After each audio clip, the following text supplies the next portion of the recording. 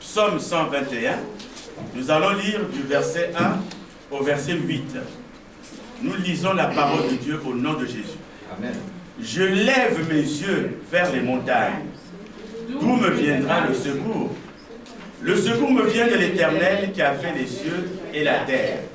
Il ne permettra point que ton pied chancelle. Celui qui te garde ne sommeillera point. Voici, il ne sommeille ni ne dort, celui qui garde Israël. L'Éternel est celui qui te garde. L'Éternel est ton ombre à la main droite. Pendant le jour, le soleil ne te frappera point, ni la lune pendant la nuit. L'Éternel te gardera de tout mal. Il gardera ton âme. L'Éternel gardera ton départ et ton arrivée, dès maintenant et à jamais. Amen. Seigneur, cette parole, nous te la confions. Nous voulons, oh Dieu, que tu nous parles. Parle-nous, Seigneur. Tu dis que tu ne nous as pas oubliés, que Dieu est avec nous. Que cela soit ainsi, Seigneur. Mais nous voulons, oh Dieu, nous approcher de plus près de toi au nom de Jésus. Amen. Amen. Asseyons-nous bien. Alors, le titre de notre message, c'est tout simplement Christ ne t'a pas oublié. Christ ne t'a pas oublié. Donc, Jésus-Christ ne t'a pas oublié. Christ ne t'a pas oublié. Bien-aimé, l'auteur de ce psaume 121, que les gens attribuent parfois à David. Donc, l'auteur de ce psaume, en tout cas, en levant ses yeux vers les montagnes et en posant la question de savoir d'où lui viendrait le secours, il pose là une question importante, il pose là une question pertinente que chacun de nous s'est certainement déjà posée, ou encore que chacun de nous se posera à un moment de tristesse, à un moment de désolation, à un moment d'inquiétude, à un moment de maladie, à un moment d'accident, à un moment où tout ne va plus. On se pose cette question, d'où me viendra le secours? Et le plus souvent, quand on répond à cette question, on cherche d'abord à s'approcher des gens qu'on aime. Des gens que nous pensons que ces gens-là nous aiment. On va vers ces gens, on leur dit, voilà mon problème. Et ces gens peuvent être des parents géniteurs, ça peut être papa, ça peut être maman. Ces gens peuvent être des amis avec qui on travaille. Ces gens peuvent être des personnes assez sages du quartier. Mais en tout cas, ça c'est une première solution. La deuxième solution peut être aussi, quand on se pose la question, d'où me viendra le secours? La deuxième solution peut être que l'on s'enferme chez soi. On s'enferme dans sa maison, comme dans un aquarium. On reste là, on ne voit personne, on ne regarde plus rien. On s'enferme dans la maison, on se dit, mais je suis perdu. D'où me viendra le secours? Ça, c'est une solution. La troisième solution est que nous qui sommes chrétiens, probablement que nous avons prié. Probablement que nous nous sommes adressés à l'Éternel Dieu. Probablement que nous avons demandé à Jésus. Probablement que nous avons posé la question à Jésus. Mais probablement que Jésus ne nous a pas répondu au moment où on voulait qu'il nous réponde. Alors on se dit, il est mon dernier recours. Il ne m'a pas répondu. Donc, qu'est-ce que je vais devenir? On s'abandonne à soi, on est renfermé, on ne veut plus rien. Et c'est là justement que le diable intervient. C'est lorsque on est dans une détresse totale. C'est lorsque l'on ne peut plus rien faire. Lorsque nous pensons qu'on ne peut plus rien faire et personne ne peut nous aider. C'est là que le diable intervient. Il nous envoie des expédients. Les expédients, c'est il n'y a qu'à. Il n'y a qu'à faire. Il n'y a qu'à si seulement tu peux. Donc, le diable envoie des expédients.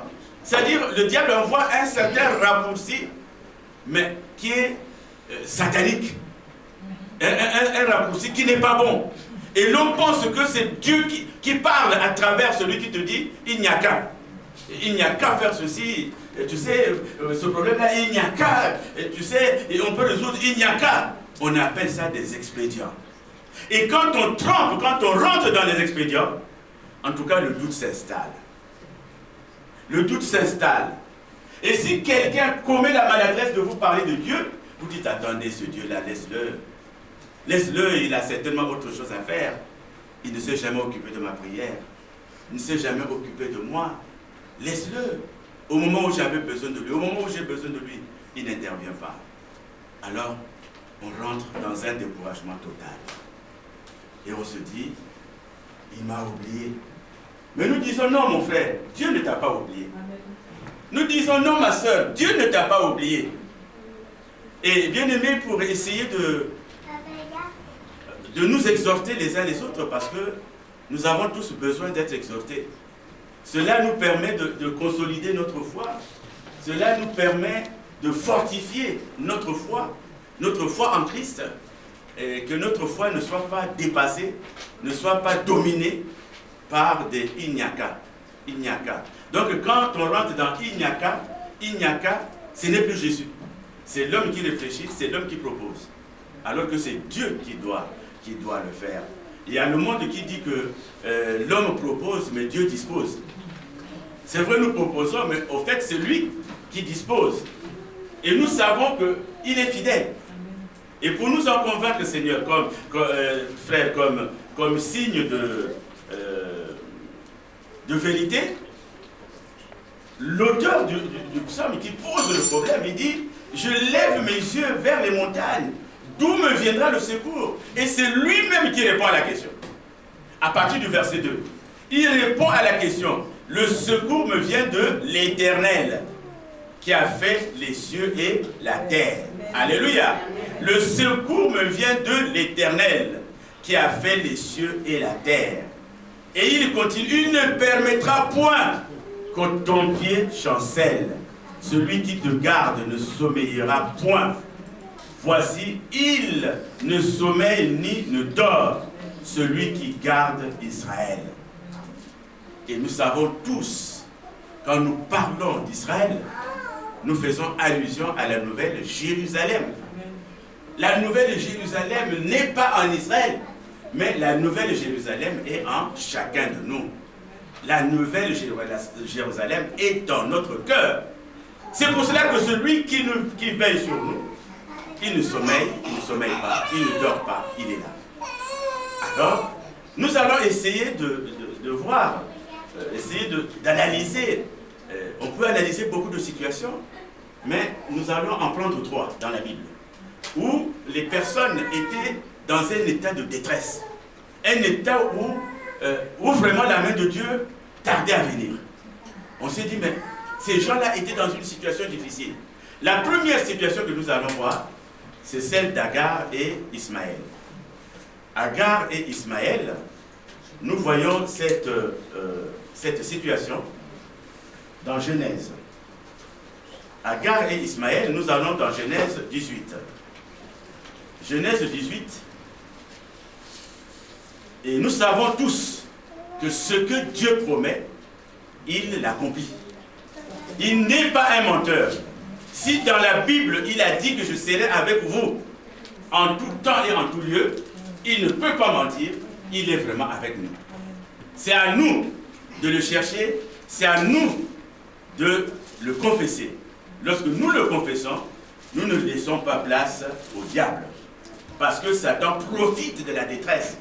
Il profite des interrogations pour venir nous perturber et peut-être prendre corps. Alors on ne lira pas toute l'histoire d'Agar. Agar, c'est cette servante égyptienne, servante de cette femme de Moïse, d'Abraham, qu'on appelle Sarah. Et en ce temps-là, une femme qui ne donne pas un héritier à son mari, cette femme-là, elle n'a même plus le droit de vivre. Alors Sarah était dans cette situation. Abraham était, disons, le chef d'une grande famille, mais il lui fallait un héritier. Et comme ils avaient un enfant qui avait grandi là-bas, Abraham voulait que notre problème est résolu.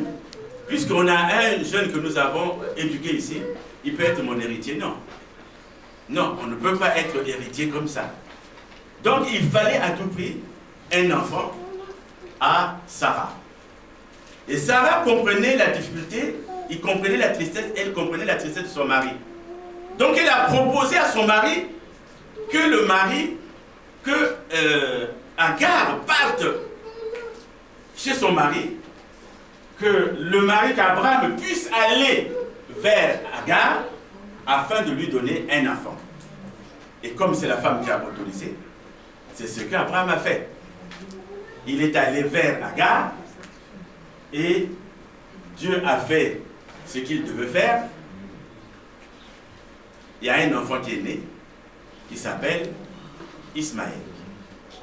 Ismaël est né, donc vous allez voir cette histoire, Genèse 18, vous notez le truc, vous notez le truc. Mais nous verrons aussi la même histoire dans Genèse 21. Alors cet enfant est né, et Abraham croyait que c'était son héritier. Abraham se dit, le problème d'héritier est résolu. J'ai maintenant Ismaël. Mais Dieu lui dit non. Celui que tu penses être ton premier n'est pas ton premier. Moi, je t'avais fait une promesse. Ce premier viendra. Celui que tu penses être le premier n'est pas ton premier. Certes, il a ton sang, mais il n'est pas l'enfant de la promesse. Moi, ton Dieu, je te donnerai l'enfant de la promesse. Et quand Abraham entend ça, il dit, mais Seigneur, il faut voir mon âge. Je ne suis plus à même d'être. Non, je ne peux pas. Et lorsque Sarah entend ça, Sarah dit, mais attends, est-ce que j'aurai encore, est-ce que vraiment j'aurai encore des... Ah non, non, c'est pas possible. Bien-aimé, ne regarde pas qui tu es. Ne vois pas ce que tu penses être tes possibilités. Ne vois pas ce que tu penses être ta force. Dieu te regarde autrement. Dieu a un regard différent de toi. Et ce qu'il a promis sur toi, s'accomplira. Alléluia. La promesse qu'il a faite sur toi. Parce que lorsque nous venons sur terre, chacun de nous a une histoire. Chacun de nous a un itinéraire. Chacun de nous a une route. Chacun de nous a un chemin. Et ce chemin est tracé par le Seigneur. Nul n'y échappe. Alors, l'enfant, lorsque Sarah aura un enfant à un âge très avancé, c'est un enfant de la vieillesse, certes. Et quand vous voyez une femme, je ne sais pas de quel âge, qui a un ventre qui n'est pas normal, en tout cas vous regardez, surtout nous on regarde, on dit, il fallait qu'elle accouche dans la vieillesse comme ça. Ah, et comment fera-t-elle par rapport à l'enfant? Mais cet enfant-là, c'est son petit frère. Comment? C'est son petit-fils. Donc il y avait des moqueries tout autour de Sarah. Il y avait des moqueries, tout le monde se moquait de Sarah parce qu'elle était vieille. Elle avait accouché, donc elle devait avoir un enfant dans sa vieillesse. Et parmi les gens qui se moquaient de Sarah, il y avait Agar. Parmi les gens qui se moquaient de Sarah, il y avait Ismaël. Alors, Sarah qui dit à son mari, non, je n'en peux plus. Les autres peuvent se moquer de moi, mais pas Agar. Les autres peuvent se moquer de moi, mais pas Ismaël. Alors, si tu peux les mettre loin de moi. Vous savez, l'amour, non seulement l'amour, mais Dieu a sa volonté. Il y a un passage que tout le monde aime ici, que tout le monde a connu, puis c'est l'année dernière, on est revenu sur ce passage. C'est Habakkuk 2:3. Un passage que le chrétien de la source de vie ne peut pas oublier. Alors ce passage dit quoi? C'est une prophétie dont le temps est déjà fixé. Dieu sait à quel moment il va réaliser sa prophétie. Elle marche vers son terme. Elle ne mentira pas. Alors le problème c'est lequel? Si elle tarde, attends-la. Attends-la. Car elle s'accomplira certainement. Alléluia. C'est ça, nous le savons. Lorsque Dieu avait dit à Abraham que tu seras le père d'une grande nation, il n'y avait pas de raison qu'Abraham n'ait pas d'héritier. Il n'y avait pas de raison que Sarah n'ait pas d'héritier. Alors, c'est la partie qui nous intéresse. C'est lorsque Sarah Et son fils arrive parce que Abraham va les chasser. Il va leur donner une gourde d'eau, c'est-à-dire un peu d'eau, un peu de nourriture, donc il va les chasser. Et en marchant, ne sachant où aller, Agar et son fils vont arriver dans le désert. Vous savez que dans le désert, il fait très chaud. Nous savons que dans le désert, il fait vraiment chaud. Il faut beaucoup boire. L'eau, le peu d'eau qu'ils avaient, ils ont bu, et ils n'en avaient plus. C'est ainsi que nous allons arriver à Genèse 21, à partir du verset 14. Nous allons lire Genèse 21 à partir du verset 14, du verset 14 au verset 19. Abraham se leva de beau matin, il prit du pain et une outre d'eau, qu'il donna à Agar et plaça sur son épaule. Il lui remit aussi l'enfant et la renvoya. Elle s'en alla et s'égara dans le désert de Beersheba. Quand l'eau de l'outre fut épuisée, elle laissa l'enfant sous un des arbrisseaux. Et elle alla s'asseoir vis-à-vis, à une portée d'arc, car elle disait que je ne vois pas mourir mon enfant. Elle s'assit donc vis-à-vis de lui, éleva la voix et pleura. Alléluia. Elle est arrivée à un stade où elle dit, je n'ai plus d'eau, mon fils va mourir. Mon fils va mourir. C'est une situation de détresse. Elle a marché longtemps dans le désert. Elle n'a pas vu la main de Dieu. Elle est restée dans un moment de pleurs. Je ne peux pas dire qu'elle priait, mais elle faisait certainement des incantations. Elle invoquait certainement son Dieu. Alors elle va s'asseoir. Elle dit, je ne veux pas voir cet enfant mourir. Non, je ne veux pas voir cet enfant mourir. Alors nous disons que Dieu n'agit jamais en avance. Dieu n'agit jamais en retard. Mais il agit au moment opportun. Alléluia. Église, amen. Amen. Dieu agit toujours au moment opportun. Lorsque l'intelligence de l'homme est terminée. Lorsque la malice du diable est terminée. Lorsque l'on n'a plus rien à faire. C'est tout simplement pour montrer sa gloire. Parce que s'il agissait dans le désordre comme les autres, on ne reconnaîtrait pas que c'est sa main. C'est un Dieu de différence. Alors regardez là, Agar. C'est dit, non, je ne veux pas voir mourir cet enfant. Je ne veux pas. Il va mourir. Bon.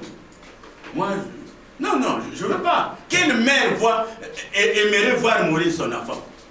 Quel père aimerait voir mourir son enfant? Non. Alléluia. Amen. Elle dit, je ne peux pas le voir mourir. Alors, au verset 17, la Bible dit, Dieu entendit la voix de l'enfant.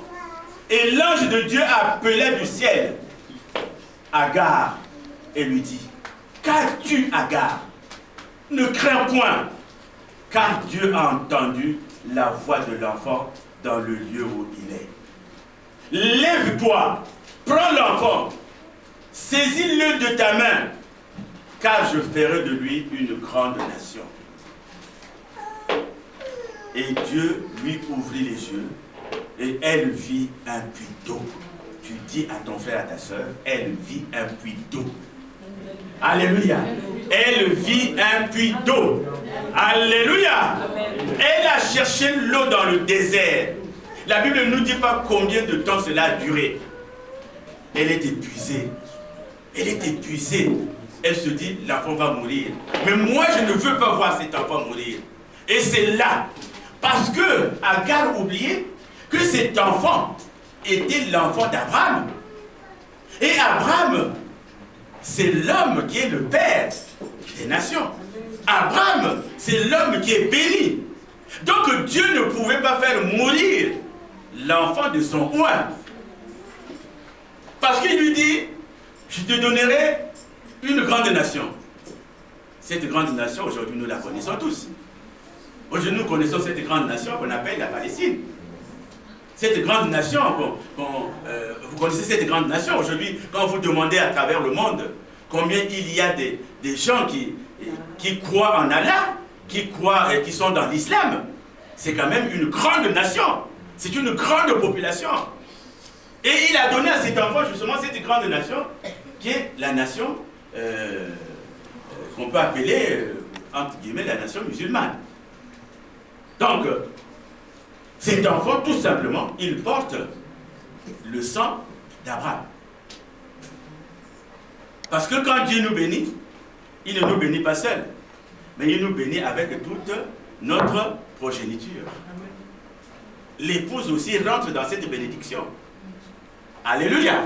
Alors ici, regardez ce qu'elle a souffert à Agar.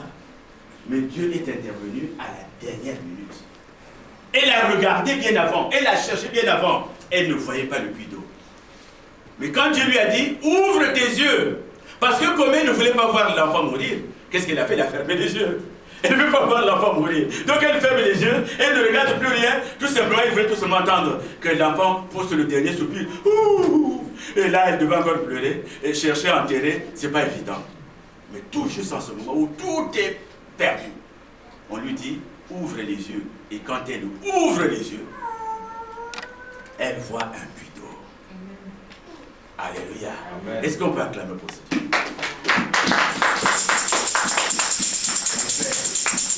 Quelle que soit la situation, ma soeur, quelle que soit la préoccupation qui est la tienne, tu as cherché tout, tu as prié, tu as fait des jeûnes et prières, tu as jeûné, tu as levé les yeux vers le Seigneur. Je te dis, ah, il ne répond pas. Si, Dieu répondra. Amen. Il y a un cantique qui dit, demande, il te donnera. Alléluia. Amen. Demande, il te donnera. Tu as demandé, il n'y a pas de raison qu'il ne te donne pas. Dieu agit toujours au dernier moment. Et comme je le dis souvent ici, les gens le savent, c'est devenu un tic pour moi, parce que je ne peux pas m'en priver de le dire. C'est vrai, l'Afrique est en train de s'améliorer. Bon, mais hier encore, en Afrique, votre maison brûle, vous appelez les pompiers. Quand ils vont arriver, la maison est entièrement consumée. Il n'y a plus rien. Et puis quand vous les voyez arriver là, il n'y a plus rien, il n'y a plus. Ils sortent leur canot là-haut, mais il n'y a plus rien. Et quand vous appelez l'ambulance, l'ambulance va arriver lorsque quelqu'un est déjà mort. Oui, mais on va déposer le cadavre à la morgue. Mais je ne vous ai pas appelé pour déposer le cadavre à la morgue. Et bien sûr, quand quelqu'un vient vous molester chez vous, il est en train de vous molester, il est en train de vous taper, vous appelez la police, venez à mon secours. Quand ils vont arriver, vous êtes déjà défiguré. Défiguré, vous ne pouvez même plus parler. Ça, c'est la vie. Mais nous avons un Dieu. La Bible dit qu'il est le même. Hier, aujourd'hui et éternellement. Il est le même hier, aujourd'hui et éternellement. Ce Dieu d'Abraham est ton Dieu. Donc là, c'est la première situation pour voir que Dieu ne nous abandonne pas. La deuxième que nous allons voir assez rapidement, nous allons dans le livre de Daniel. Nous allons dans le livre de Daniel. Daniel, c'est après Jérémie. Donc vous dépassez Ésaïe, vous dépassez Ézéchiel. Ézéchiel vers la fin. Vous les dépassez. Et dès que vous dépassez Ézéchiel, vous avez Daniel. Daniel chapitre 3. Là aussi, je vous donne seulement la référence. Vous allez lire, vous allez prendre la référence. Chapitre 3, du verset 12 au verset 30. Vous allez seulement prendre la référence. Daniel, on ne lira pas tout. Daniel, chapitre 3, du verset 12 au verset 30. Alors là aussi, c'est une histoire que chacun de nous a dû lire. Il y avait un roi, Nebuchadnezzar. C'était un roi. Ce roi-là avait fait une statue d'or. Il fait une statue d'or et il ordonne à son peuple que le peuple doit, en tout cas, se prosterner devant ce statut. Ce peuple doit l'adorer, car pour lui, c'est un Dieu. Et arrivent les amis de Daniel. Ils sont déportés. Hein? Il arrive donc Shadrach, il arrive donc Meshach, et il arrive Abed-Nego. Ce sont des amis de Daniel, qui avaient la même foi que Daniel, qui croyaient en ce Dieu. En ce temps-là, il appelait l'Éternel Dieu. Alors ils arrivent dans ce royaume. Et on leur dit d'adorer la statue. Parce que la statue avait une importance. Les trois amis se sont regardés. Ils ont dit quoi? Nous allons adorer la statue, oui. Alors que nous avons un Dieu? Non, non, non, non. On ne va pas adorer la statue. Mais pendant ce temps, vous savez que dans tous les pays, il y a ce qu'on appelle des courtisans. Les courtisans qui sont toujours à côté du pouvoir. Et eux, ce sont des profiteurs. Donc ils font tout pour aduler le roi, bien sûr. Et le roi pense que ce sont des bons conseillers. Comme je dis souvent, bien-aimé, tu es en conflit contre un frère. Il y a un frère qui te dit, il va te battre. Au fait, ce frère-là veut voir comment tu seras tombé. Il ne t'aime pas. Celui qui t'aime te dira, ne va pas te battre. Parce que tu ne sais pas la force qui est en face. Mais oui, mais vas-y, moi je sais que tu peux le taper. Vas-y, moi je sais qu'avec un coup il va tomber. Mais quand tu vas là-bas, c'est toi qui reçois le premier coup et il te retrouve par terre. Et c'est le même ami qui va parler de toi ailleurs. Vous l'avez vu? Il faisait... il n'est rien. Moi j'étais là dès qu'il a reçu le premier coup. Il n'était pas... Mais il faut le voir comment il ne vaut rien. Donc celui qui t'exhorte à aller te battre, pour aller taper un frère, pour contre, il ne t'aime pas. Celui qui t'aime te dit, non mon frère, il ne faut pas y aller. La bagarre, ce n'est pas une bonne chose. Hein? Réconciliez-vous, demandez-vous pardon. La bagarre, ce n'est pas une bonne chose. Église, amen. Amen. Donc ici, ce roi-là, poussé par ses supporters, va prendre donc un décret. Il va dire que celui qui ne vient pas se prosterner devant cette statue, celui qui n'adore pas cette statue, il sera jeté dans la... Où? Où on va le jeter? On va le jeter dans une fournaise ardente. Alléluia! Donc celui qui ne prie pas ce Dieu-là, la statue-là, il sera jeté dans une fournaise ardente. Donc toute opposition est à mater. Mais je vous dis, le diable fait toujours une erreur. Toujours, c'est-à-dire quand le diable agit, il fait toujours une erreur. L'erreur qu'il va faire ici, c'est qu'il va chauffer. Il va chauffer la fournaise ardente pendant 7 fois. 7 fois. Or que le chiffre 7, c'est le chiffre de la perfection. Alléluia. Dieu avait créé le ciel et la terre pendant 6 jours. Le 7e jour, la Bible dit qu'il regardait sa création. C'est le jour où Dieu a montré sa puissance. Le jour où il admirait ce qu'il avait fait. Et s'il y avait de petites erreurs, il les corrigeait. Alors lui, il va choisir 7 fois. Il ne savait pas qu'en chauffant 7 fois, il avait mis déjà la puissance de Dieu dans sa fournaise. Alléluia. Il faut lire cette histoire-là, elle est très belle. Parce qu'on n'a pas vraiment le temps de... Alors ils vont chauffer 7 fois. Et ils vont prendre 3 personnes. Shadrach, Meshach et Abed-Nego. On va les mettre là-bas. Ils vont y aller. Là, ils vont y arriver. Ils y arrivent. Et qu'est-ce qui va se passer? Il va se passer un problème. Il se passe un problème parce que, à un moment donné, quand il regarde, quand le roi regarde, il dit, oh, qu'est-ce qui se passe là? Mais on avait mis 3 personnes, non? Il demande à son entourage. Mais on avait mis 3 personnes. Mais oui. Ah, avait mis 3 personnes, qu'est-ce qui se passe? Ah. Donc il regarde. Lui, il voit 4 personnes. Alléluia. Le roi voit 4 personnes dans la fournaise. Et il dit quoi? Le 4e a une figure qui ressemble à un fils de Dieu.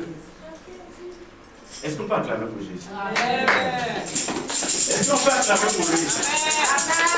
Alléluia, alléluia, alléluia. Il dit, bon, il a fait une erreur, il a fait une erreur, il a dit, le 4e a une figure qui ressemble au Fils de Dieu. Non, nous n'avons pas de Dieu, mais nous avons un Dieu. Amen. Donc, le 4e a une figure qui ressemble à un Fils de Dieu. Parce que tu as mis 3 dans la fournaise. La fournaise qui a été chauffée 7 fois. Donc, c'était un bloc. On met les 4. Et on dit que il se promène. Le 4e se promène tranquillement. Il se promène. Le roi dit, mais c'est pas possible. Mais on en a mis combien là? On en a mis 3. Mais là, je vois le 4e là. Le 4e vient d'où? Alléluia. Le 4e vient d'où là? Amen. J'en ai mis combien? 3. Mais quand tu regardes, il y en a maintenant 4. Mais le 4e là vient d'où? Et puis quand tu le regardes, il a la figure qui ressemble à un fils de Dieu. Bien aimé, la Bible dit quoi? L'ange de l'Éternel campe autour de ceux qui le craignent et il les arrache au danger. Est-ce qu'on peut acclamer la parole de Dieu? Alléluia, alléluia, alléluia, alléluia, alléluia. Alors il y a un 4e. Tu dis non, mais c'est pas possible, il y a un 4e. Bien aimé, les gens chercheront à te tuer. Les gens chercheront à te faire du mal. Les gens chercheront à t'achever.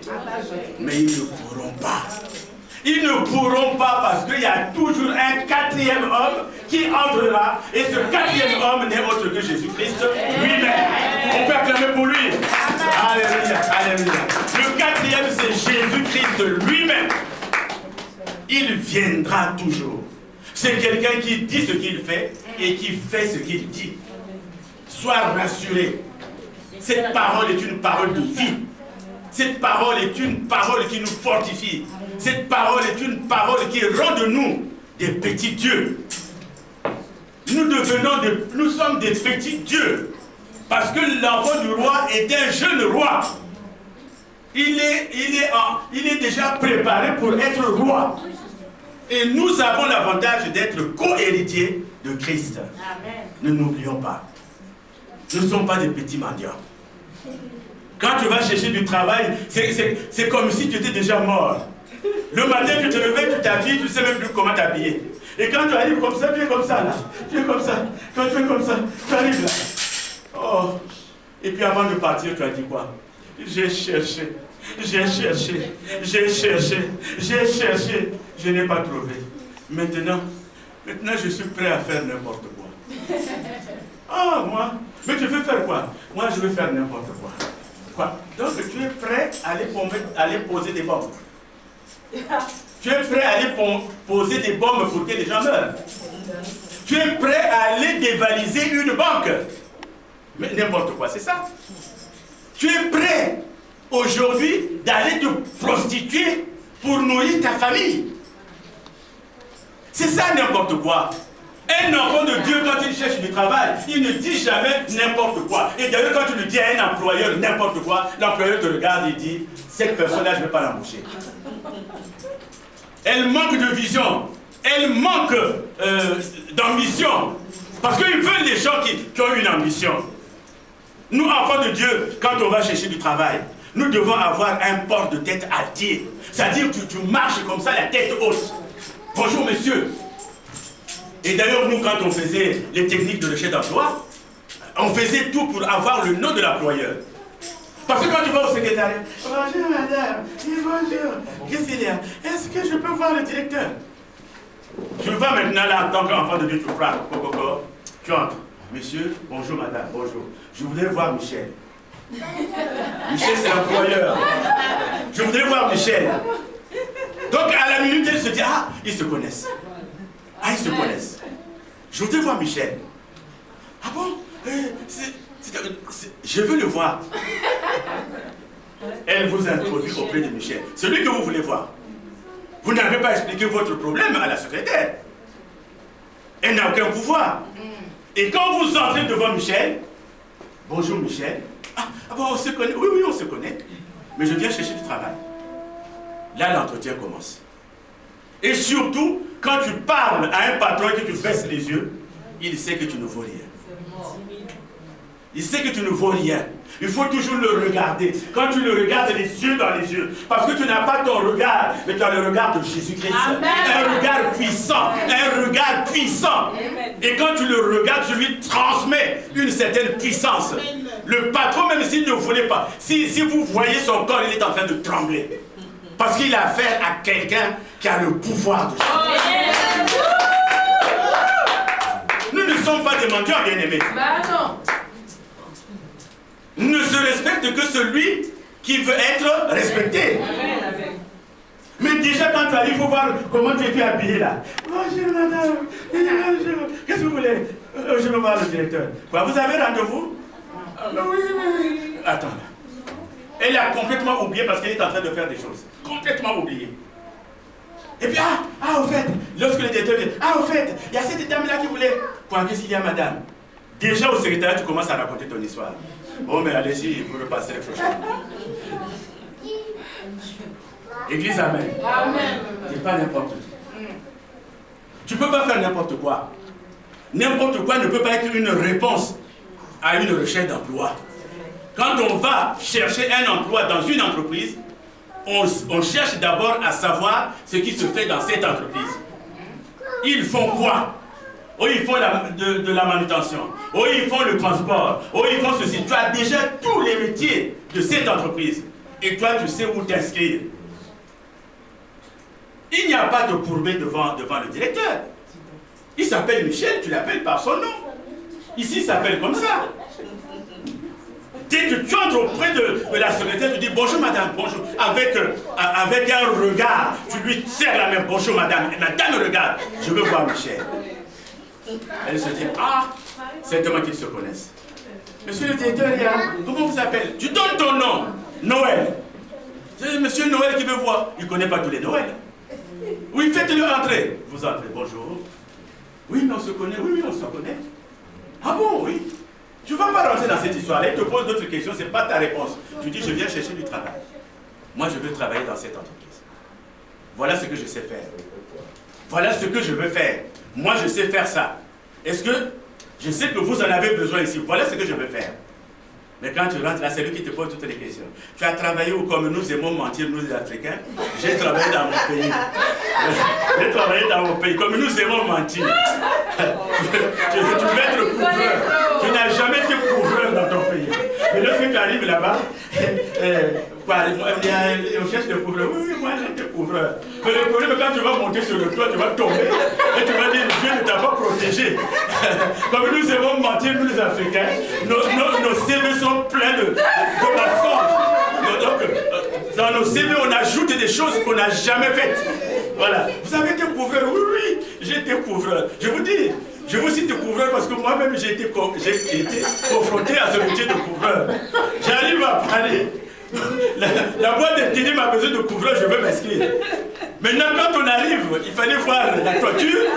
Quand je regardais la toiture, 16 étages. On me dit, mais monsieur, montez. Je dis, moi?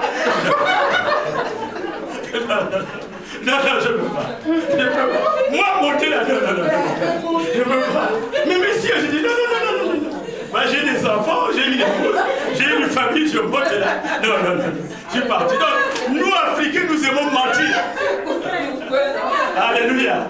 Il y a même une sœur ici, elle avait besoin d'aide, elle dit, dans son pays, elle conduisait. Elle dit, bon, on va te faciliter la conduite et tout. Elle va,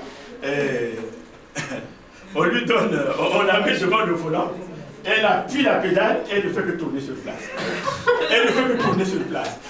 C'est moi qui l'avais recommandé. Elle ne fait que tourner sur place. Les gens reviennent, mais attends, mais ta fille là, elle ne sait pas conduire. Elle dit, elle ne m'a pas dit la vérité, elle m'a dit qu'elle conduisait. Elle m'a pas dit la vérité. Elle m'a dit qu'elle conduisait. Église, amen. C'est ça l'Africain. Mais tu n'es pas n'importe qui, frère. Alors, là, les amis de Daniel ont dit non. Ils ont dit non. Et Dieu est venu à leur secours. Parce que Dieu agit toujours et au moment opportun. Le deuxième témoignage que nous fait Daniel, c'est Daniel 6. On va aller assez vite. Daniel 6. Daniel 6, vous prenez la référence du verset 7 au verset 27. Là, c'était notre roi qui s'appelle Darius. Daniel vit dans ce royaume et le roi va décréter, il va encore faire un décret ici, de façon que les gens ne puissent pas prier un autre Dieu pendant 30 jours. Pendant 30 jours, le Dieu qu'on doit prier, c'est le Dieu de ce roi-là. Pendant 30 jours. Et vous savez, Daniel est un provocateur. Qu'est-ce qu'il fait? Il va prier 3 fois par jour.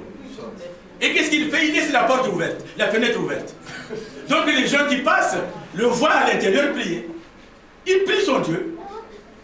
Pourtant le roi l'aimait bien. Pourtant Darius l'aimait bien. Mais Daniel est en train de prier 3 fois par jour. Il prie à haute voix. Il est en train de prier. Il pousse là. Daniel est en train de prier son Dieu. Oh éternel Dieu, toi tu es le Tout-Puissant. Mais il y a une loi qui dit qu'on ne doit pas prier notre Dieu. Mais lui, il est bien avec le roi. Ils vont voir le roi. Mais n'as-tu pas dit qu'on ne doit pas prier notre Dieu? Si. N'as-tu pas sorti une loi? Oui. Donc Daniel, il prie 3 fois par jour. Et il prie son Dieu. Alors le roi, tu es obligé de mettre en pratique ce que tu as dit. Tu as dit que celui qui ne va pas obéir, on va le jeter dans la fosse au lion. Donc Daniel doit être jeté dans la fosse au lion. Église, amen. Le roi dit, mais attends, il était très gêné, le roi Darius. Mais Daniel, c'est quelqu'un que j'aime bien, il est bien avec moi, mais qu'est-ce que je veux faire? Mais je suis obligé. Il va voir Daniel, vous allez lire l'histoire, hein? Il voit Daniel et dit, mais j'espère que ton Dieu va te... Le Dieu que tu pries là, j'espère qu'il va te sauver. Mais moi, je n'y peux rien. Moi, je t'aime bien, si ça ne dépendait que de moi, je ne te jetterai pas là-bas, mais je dois te jeter, mon ami. Alors, là, on ne met pas un lion qui n'a pas faim. Mais on met des lions qui ont faim. Ils n'ont pas mangé pendant des jours, peut-être pendant des mois. Les lions sont affamés. Quand c'est comme ça, dès que vous jetez, ils se battent et rapidement arrachent. Alors, on va prendre Daniel. Des hommes assez costauds vont prendre Daniel et le jeter dans la fosse au lion. Le roi ne regardera même pas. Il ne regardera même, il est triste. Il est triste, le pauvre roi. On jette Daniel là-bas. On le jette. Dès que Daniel tombe, il n'est pas n'importe qui. Il ordonne au lion. Mon frère, tu as le pouvoir d'ordonner. Ta vie, tu peux ordonner. Tous tes changements, tu peux les ordonner. Alors Daniel est jeté là-bas.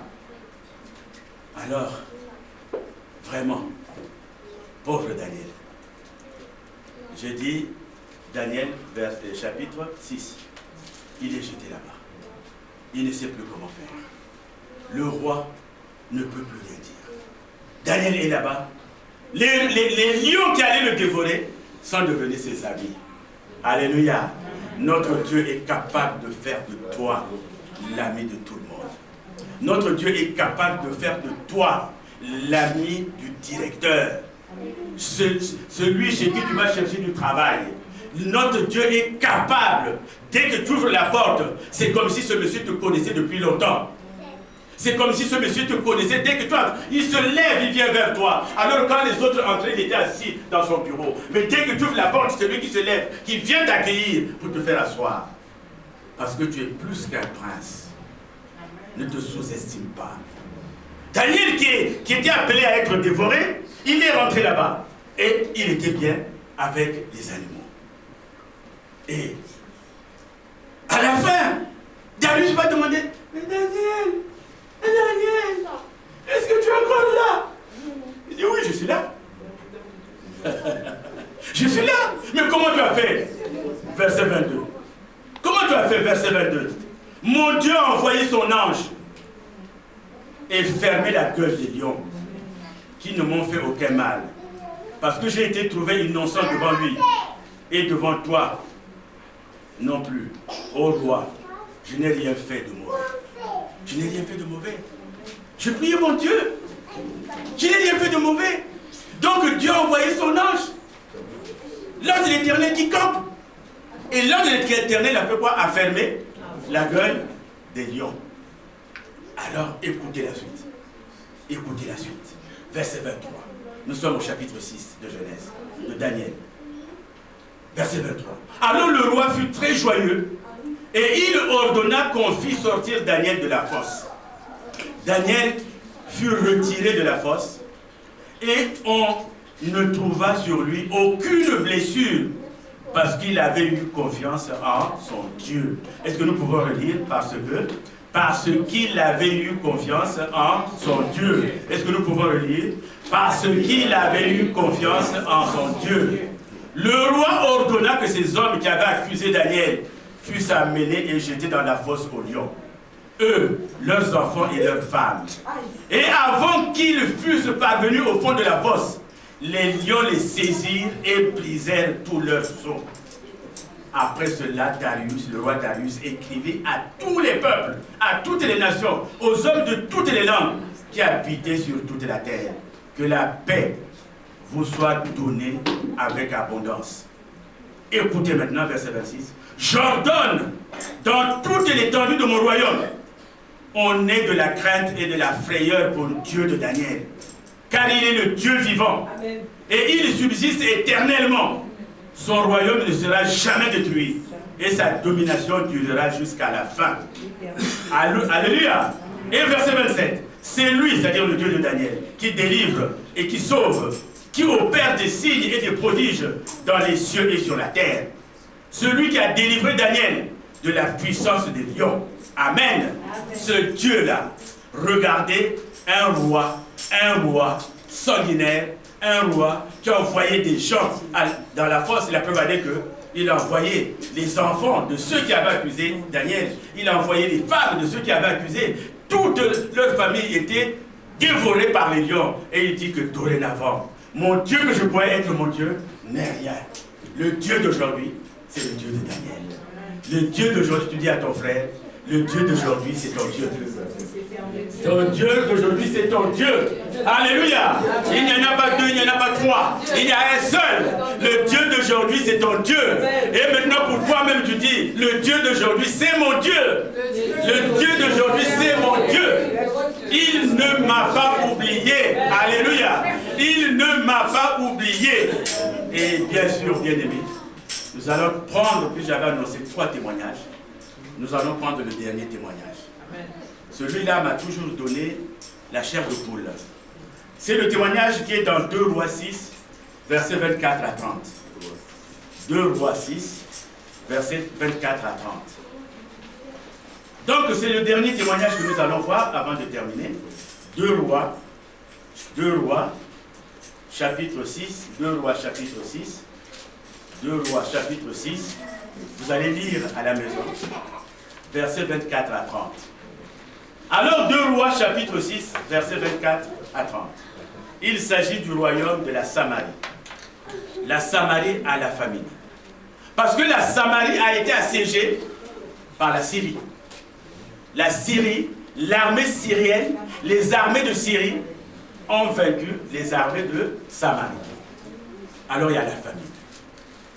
Il y a l'homme de Dieu Élisée qui annonce une nouvelle qui aurait la famine. Mais le roi, lui, il en veut à Élisée. Mais Élisée a dit que nous aurons la victoire. Alors les armées samariennes ont tout fait. Non, samaritaines, pardon. Les armées samaritaines ont tout fait pour pouvoir venir à bout des armées de la Syrie. Elles n'ont pas pu. Comment les déloger de notre territoire? Et vous savez, quand il y avait la famine, ils sont allés jusqu'à manger les enfants. Moi, j'ai un enfant, aujourd'hui, on va manger le mien. Demain, on mangera le tien. Ils sont arrivés, puisqu'il n'y avait plus rien à manger.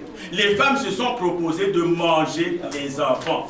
moi je veux manger, on va manger ton enfant aujourd'hui. Demain on mangera le tien. Regardez le stade où ces personnes sont arrivées jusqu'à manger l'enfant de l'autre. Jusqu'à manger. La Bible, à partir du verset 25, dit il y eut une grande famine dans Samarie et ils la serrèrent tellement qu'une tête d'âne valait 80 cycles d'argent et le quart d'un câble de fiente de pigeon 5 cycles d'argent. Et comme le roi passait sur la muraille, une femme lui cria: sauve-moi, ô roi, mon Seigneur. Il répondit: si l'Éternel ne te sauve pas, avec quoi te sauverai-je? Avec le produit de l'air ou du pressoir? Et le roi lui dit: qu'as-tu? Elle répondit: cette femme-là m'a dit, donne ton fils. Verset 28. Donne ton fils, nous le mangerons aujourd'hui. Et demain nous mangerons mon fils. Nous avons fait cuire mon fils. Nous l'avons mangé.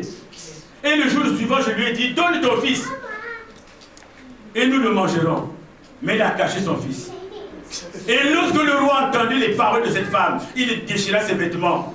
Et passant sur la muraille, et le peuple vit qu'il avait en dedans un sac sur son corps.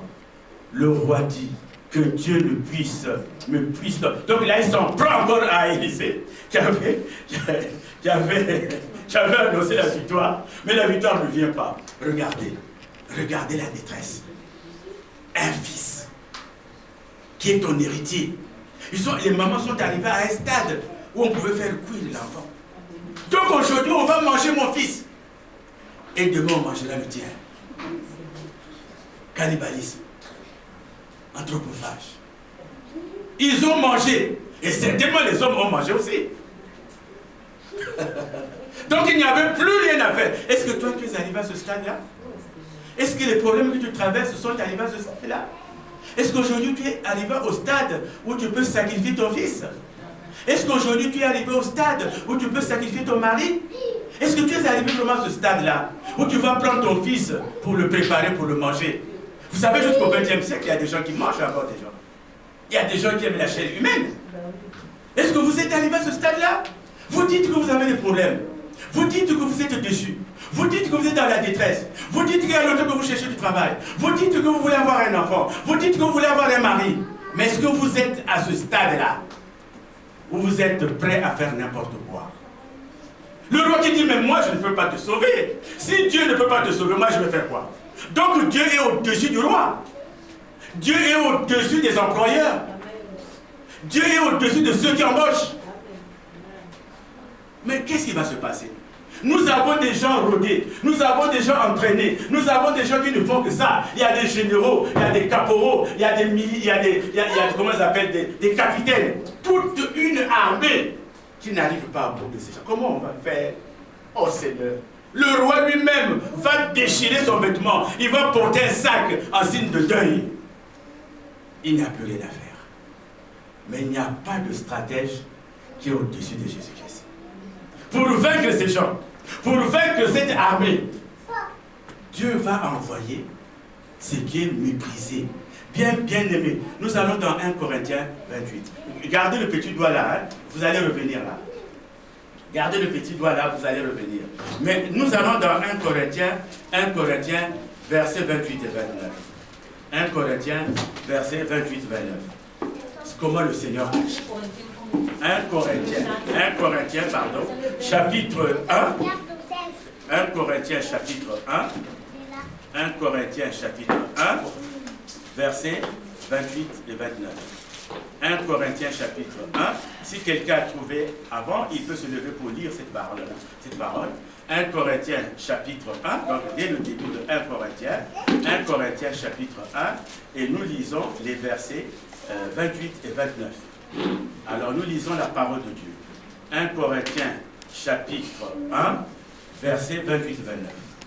Et Dieu a choisi les choses viles du monde et celles qu'on méprise, celles qui ne sont point, pour réduire à néant celles qui sont, afin que nulle chair ne se glorifie devant Dieu. Amen. Ça veut dire que lorsque Dieu sauve, il ne va pas envoyer une grande armée. Parce que ce n'est pas une grande armée qui sauve. Dieu n'a pas envoyé une grande armée pour battre les armées de Syrie. Pour battre les armées de Syrie. Mais il va envoyer des choses, des personnes qui sont méprisées, des personnes qui sont rejetées.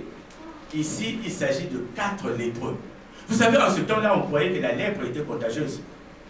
Vous ne pouvez pas manger dans la même maison. Vous ne pouvez pas vivre dans la même maison avec un lépreux. Les lépreux, regardez chez nous, je ne sais pas comment ça se passe ailleurs, mais dans mon pays, les lépreux, on allait les parquer très loin. Et la Bible qui parle de Myriam qui avait eu la lèpre, elle était éloignée. Donc, on croyait, avec la connaissance qu'on avait en ce temps-là, on croyait que la lèpre était contagieuse. Alors, le lépreux, c'est quelqu'un qu'on néglige. Attendez, vous êtes lépreux et vous avez à côté des gens bien habillés. Mais les gens ne vont pas regarder les lépreux. Dès qu'on... Il y a même des endroits comme en Afrique du Sud, dans le temps, tu ne peux pas rentrer. Est-ce qu'un lépreux peut tranquillement dans ce pays? Oui, mais dans nos pays, dès qu'il se présente à la préfecture, tout le monde l'évite, on lui laisse le passage. On ne peut pas s'approcher du lépreux. Mais Dieu va choisir les lépreux. Dans Daniel où nous étions, dans 2 rois où nous étions, 2 rois 6. Donc Dieu va choisir des lépreux pour aller sauver, pour délivrer la Samarie. Vous allez lire la belle histoire. Les lépreux vont partir en Syrie. Et Dieu va faire entendre un mouvement d'une grande armée. Un mouvement, une grande armée. Donc les